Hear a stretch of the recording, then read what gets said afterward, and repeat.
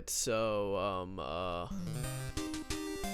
I wanted to talk about humans and, my dialectical view on humans, because I've realized that life and rationality might not be pointful, but what we can say is that we're about to become slaves, and we already are there's many of us that already are slaves. It's essentially, society. Let's explain society from a dialectical point of view. Society is a group of people with similar beliefs. Those beliefs make them work together and help each other and exist. This is what society is. It's not conscious, but it's a thing. It's a thing that it's tangible. I can interact with society. I can go outside and see somebody who is a member of society. I am probably a member of society on some level. But the point of talking about it, is that society does not but propagate culture. Society propagates culture, and society propagates suffering. Because life is suffering, as we've already determined. It is there may be no such thing as rationality, like no physical thing, but rationality isn't entirely subjective. We can easily say, if your goal is to never feel suffering again, the answer is death. And we don't like suffering. And if you don't like suffering, that might be a rational thing to do. Although rationality is definitely not tangible nor necessary in any situations, because necessary is also subjective. And essentially, what it does is it undermines rationality by coercing life onto people. What it does is it tells people, hey, you gotta live. And if you don't live, there's a real problem going on, because we're gonna shame you while you're alive, so you stay being alive. And that's what they keep doing. And that in of itself isn't that bad. If society could just do that, I wouldn't be having nearly the amount of problems that I do. But I got more problems than just that. Society also is homogenous. It needs to be homogenous to live. This is why the homogenous societies lived. The societies that said, hey, everybody here, we gotta follow this or this, we gotta follow these patterns and do these things. The reason societies die so quickly nowadays, I don't really know what to call it,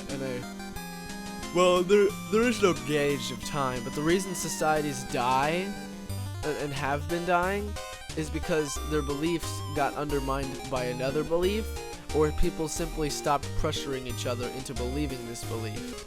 Those are the reasons beliefs go away. Like, religion is a very good one to say nowadays. Nobody pressures each other into worshiping God. Like, when 20 years ago, that would have been the case. Now, societies worked with each other on this principle of doing that, of working with each other and being homogenous. But there's one group that we will always homogenize and criticize, and that is the mentally ill. Because, first of all, let's say this: mentally ill has ill in its name, and that's like the most official way to say it too. It has ill in the name. What do you think that's to do? That's to make you think, oh, they're defective. There's something wrong with them. When the idea of there being something wrong with anything in the first place is coerced onto you by society.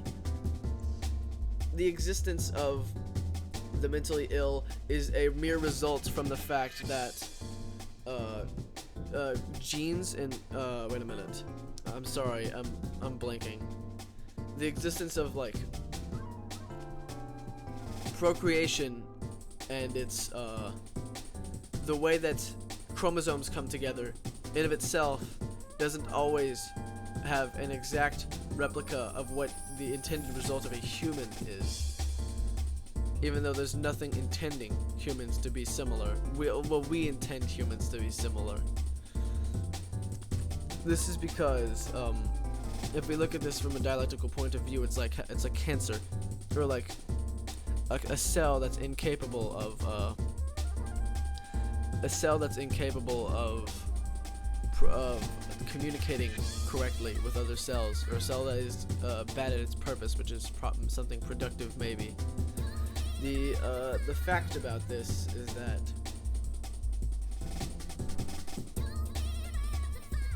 they are shamed way more than anybody else is. I remember one time I went to the doctor's office and I saw a guy and he was walking funny, likely because he was mentally ill in some capacity. Either that or he could have just been hurt, and I just said, why are you walking like that? And I didn't even think about it.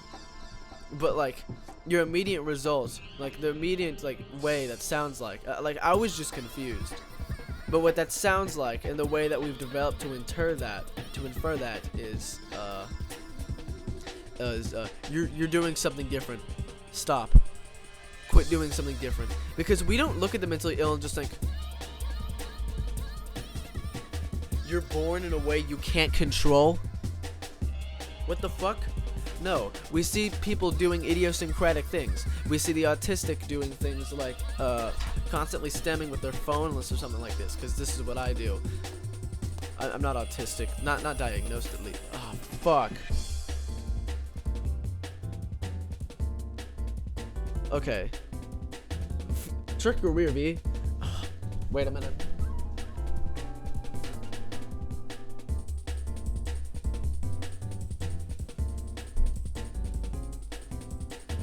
There we go.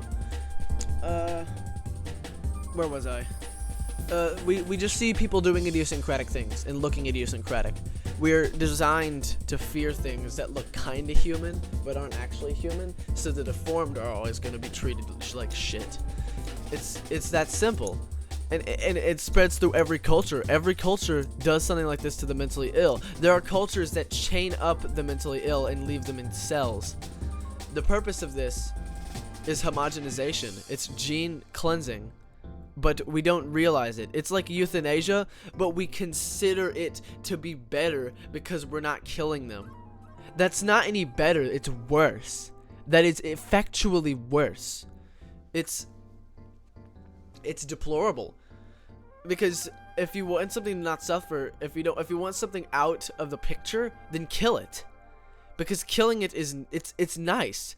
It's just that we coerce it onto each other that killing people is bad. It is terrible that we live. It is terrible that so many things live, and that we tell each other that, oh, we don't want to kill it, that's mean. No, it's nice. It's a good thing. It's just that everything innately has a disdain to dying, because creatures that wouldn't have a disdain to dying wouldn't have lived, and they wouldn't have procreated, so they wouldn't have gotten to have children. So, let's look at this now. Now we have this group of people, this certain type of people that will always exist because of the imperfection of procreation. And we don't kill them, we leave them alive and make them suffer. If they were suffering just as much as us, it wouldn't be that bad. But we've already proven that they are heavily discriminated against. Isn't that terrible? If your morals are, to be fair, completely irrelevant, but if you have they're not irrelevant, that's not the word for it. Morals are completely irrational. But if you have morals, then you can understand here why my argument is fair.